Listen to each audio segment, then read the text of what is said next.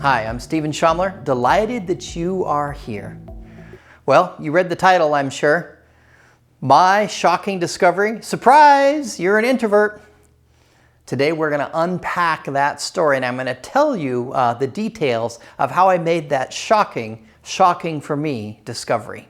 So the apex of this story actually is in 2017, but we're going to go back in time 30, 40 years ago to the 70s and the 80s. I grew up in the 70s and 80s. I don't know if you've seen any of those jokes and those memes about Generation X, and we're the feral generation, and we drank out of garden hoses and we slid down slides that burned the back of our legs, and we'd stay out until the street lights came home.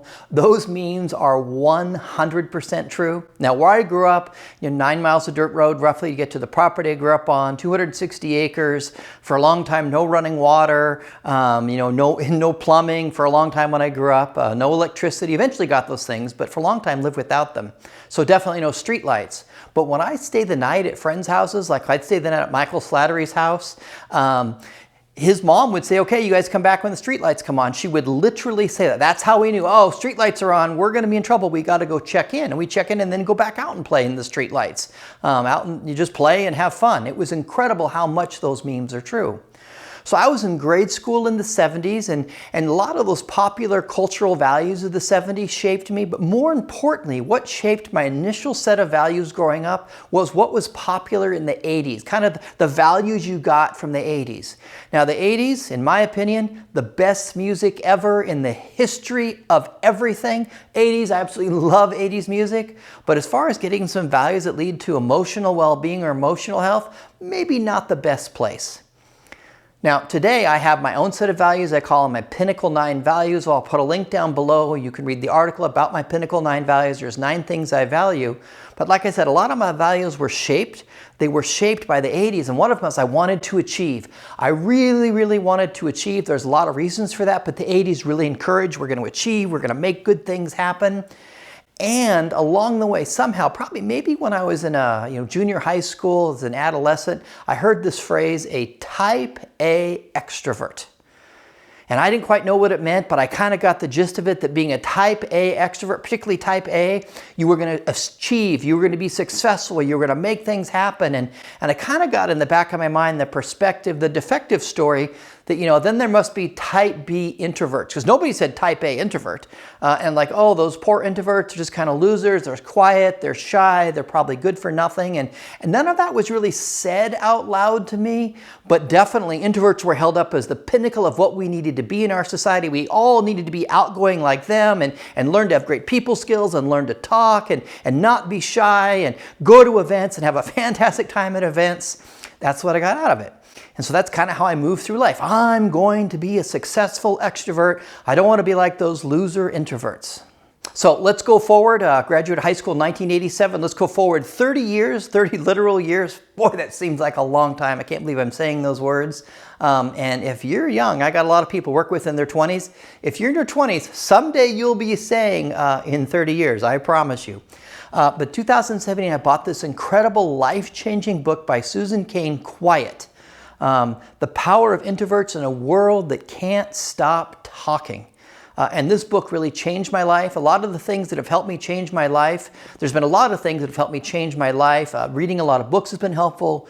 Journaling has been helpful. If you go to the Steven Shomler website, StevenShomler.com, at the top, I have a list. It says books that changed my life, and it's a list of some of the books that have the most impact on me in my own life change journey.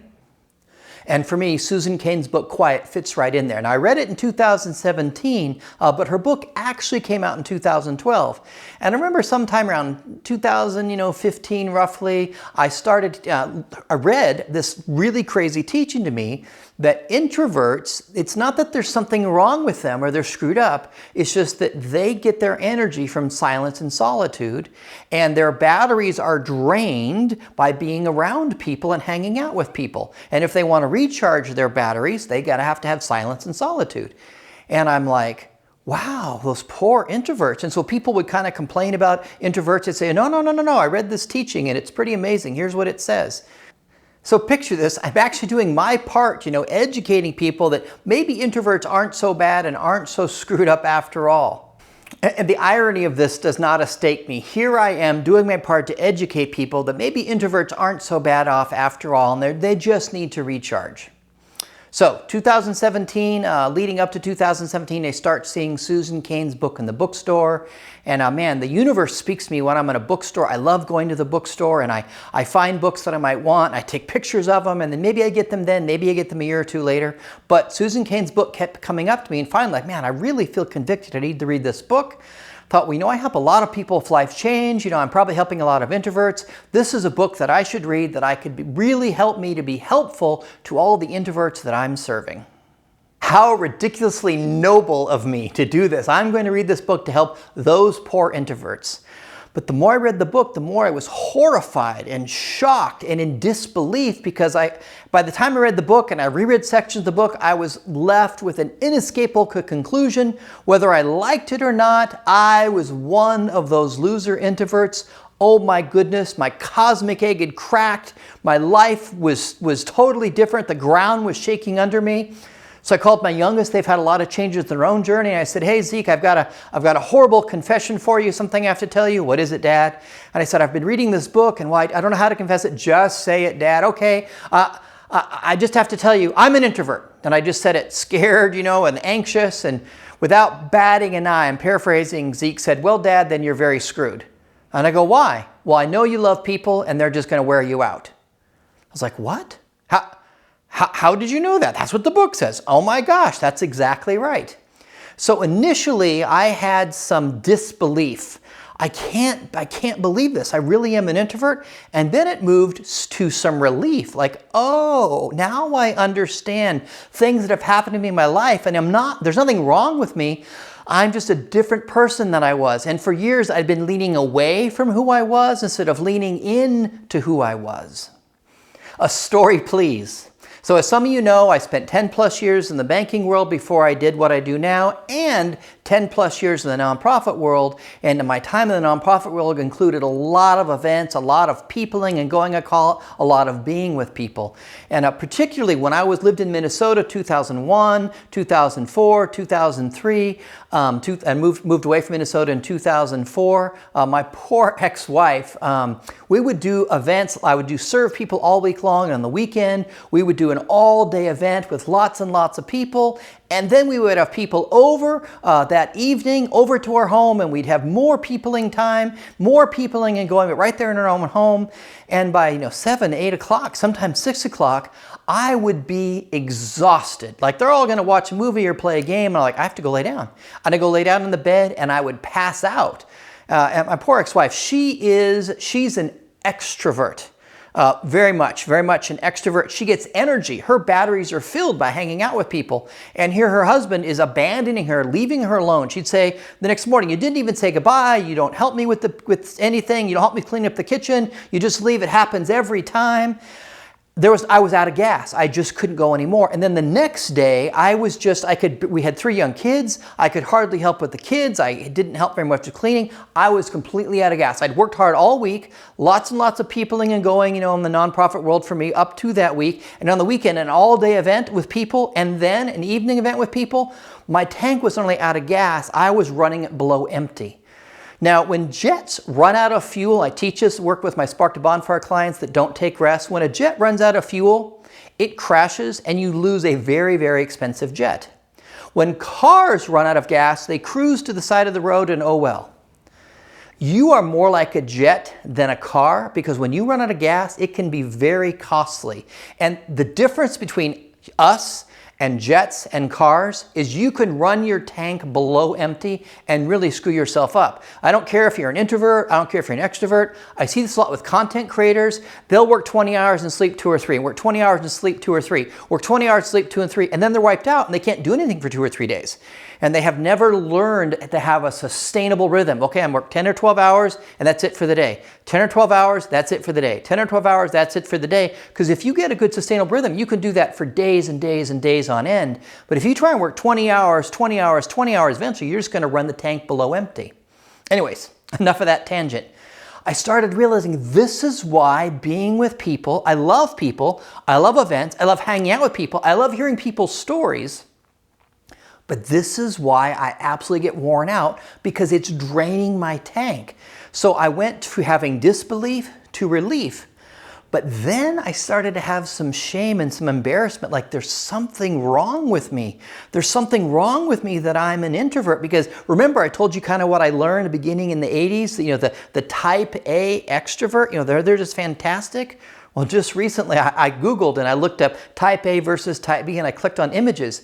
And on the images, all these charts, and I started reading them and like, oh wow, I don't think I want to be type A. They seem pretty screwed up. I think I'd rather be type B. And although I've never heard such a thing, I've never heard anyone say to me, a type A extrovert. Type A's, maybe they're not so successful. Really, it seems like they got some stress and anxiety, but you can be a successful extrovert. Everybody knows that. And you can be a successful introvert. In fact, when I started telling people, hey, I discovered I'm an introvert, people would say to me things like, literally had multiple people tell me this. Steven, you cannot be an introvert. You are so successful. What are you talking about? So yes, you can be successful as an introvert, but I went through a period of shame and embarrassment because I'd grown up in a society that feels to me like all of, at least in the United States, like the pinnacle of who we need to be is we need to be like these loud, obnoxious, shallow extroverts, and they're what we need to aspire to and be. And here I am finally realizing I myself am just this loser introvert. And then the more I kind of moved to a new phase, and this is where I'm at right now, and I'm in a phase, and I hope to grow out of this phase and get a little more peaceful. Where I'm at right now is I've got two things going on. I'm a proud introvert, and I'm a bit defiant. Because I started reading about the strengths of introverts and the good things they bring into the world, and then tried to find, I say this kind of tongue-in-cheek, trying to find what strengths extroverts may have and what good things they may brought into the world. I started to realize, man, I am proud to be an introvert. And I'm telling you, if there was a parade I could march in where we were going to have an introvert pride parade, we are proud to be introverts, I would love to march in a parade like that. I'd get a shirt that says proud to be an introvert, and have one printed up, and I'd carry a banner and like, yes, I am very proud to be an introvert, because that's slipping over into the defiance part of me. I've got one of the quirks about me that's not so healthy. I think people would call it a maladaptive coping mechanism. As I kind of get this chip, I kind of like, oh, I'm going to show you. People say, oh, Steven, you're such a nice guy, but they run into my chip, where I'm kind of bitter and grumpy and angry because someone's told me I can't do something, there's something wrong with me. Kind of like, oh, I'm going to show you.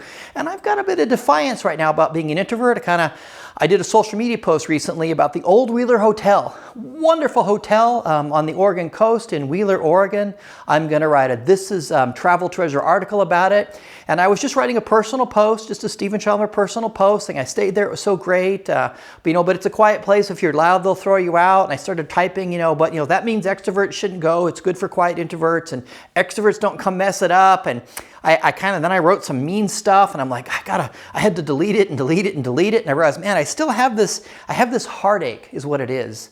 I have this heartache from years of being made to feel like who I am was not acceptable, and then to finally discover whether I like it or not, that is what I am. And so I've got this defiance going on at the same time. But I am proud to be an introvert, but I have this defiance, and I'll move through that. I'll be more chill. I'll be more peaceful at who I am, but right now there's a bit of an edge. So if you meet me, that's okay. And some of you are like shocked. You're like, Steven, you are not an introvert. Trust me, I am very, very much an introvert. It has always bothered me when I go to a store and the salesperson comes up and wants to chat with me and talk with me. And if my tanks are full, if my battery's fully charged, great, I can visit with them. But if my battery's low, it kind of is troubling to me, creates anxiety, stress. I don't want to tell you this. I don't want to tell you that. I don't want to talk about it. I just want you to leave me alone.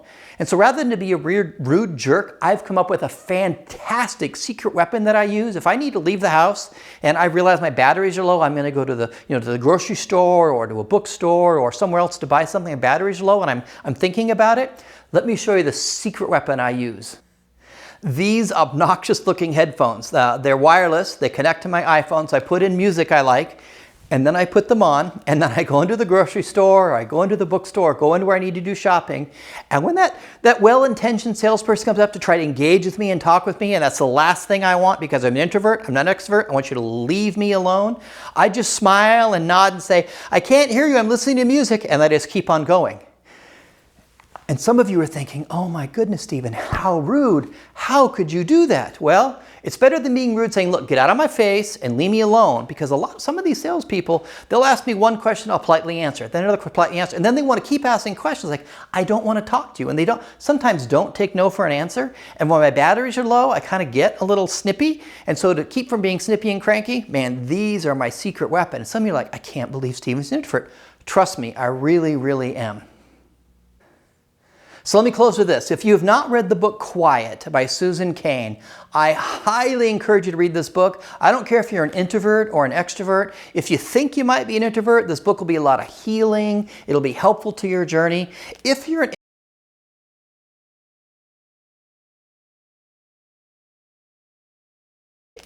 introvert and you're kind of like, what are these crazy extrovert people? To help you understand us. We're a large percentage of the population. It's becoming more acceptable to be an introvert. I see more books about being introverts.